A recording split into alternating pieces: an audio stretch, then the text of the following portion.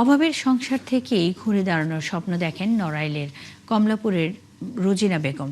মাত্র 2টি ছাগল পালন দিয়েই শুরু করেন পথচলা, আর এটাই বদলে দিয়েছে তার জীবন। এখন 35টি ছাগল দিয়ে গড়ে তুলেছেন খামার, যার মাধ্যমে হয়েছেন স্বাবলম্বী। আজিজুল ইসলামের তথ্য ও ছবিতে প্রতিবেদন।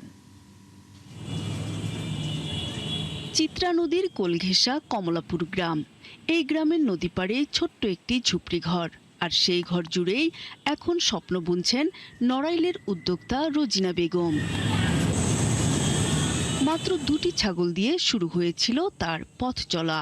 Lily premium gold soap 24 carat gold এনে দেয় রিয়েল গোল্ডেন গ্লো। অভাব আর কঠিন বাস্তবতার সঙ্গে লড়াই করে পরম যত্নে নিজ আঙিনায় গড়ে তুলেছেন ছাগলের খামার। ছাগল 3-4 বছর দুটো দিয়ে শুরু করছিলাম, বুঝছো।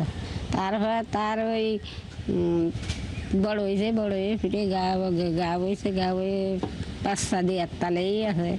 দুটোতে আমার 60-65 দিয়ে হয়েছে ছাগল।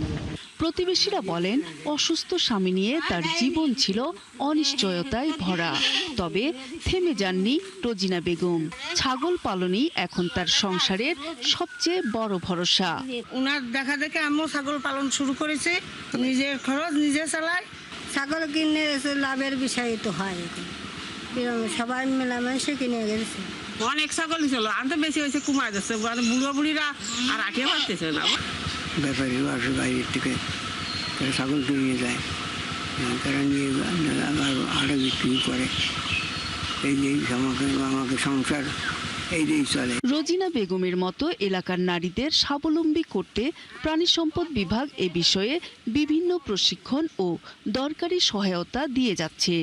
আমাদের নড়াইল জেলায় প্রায় 1,40,000-এর উপরে ছাগল আছে এবং প্রায় 1800-এর উপরে কিন্তু খামার আছে।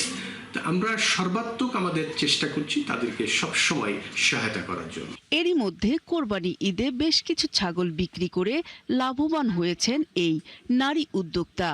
এখন তার খামারে রয়েছে 35টি ছাগল। নূর তাজমিন নীর, 71।